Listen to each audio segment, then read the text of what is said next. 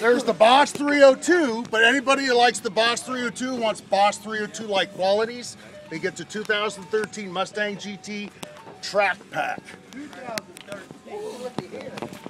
The 2013 Track Pack comes with 373 gears for launching. It has a torsion differential, just like the Boss, for that straight line launching. Looks like it's pretty fancy. It's a track car. It's got accelerometer features operated by your thumb. 0 to 100 quarter mile. That's what keeps the flux capacitor intact. Yeah, intact. Okay, that's better. It keeps it fluxing out of the car. It's got 420 horsepower for the year 2013.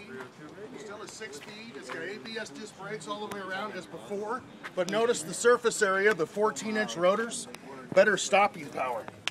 And 4-piston Brembos to boot. Pretty nice car. Hey guys!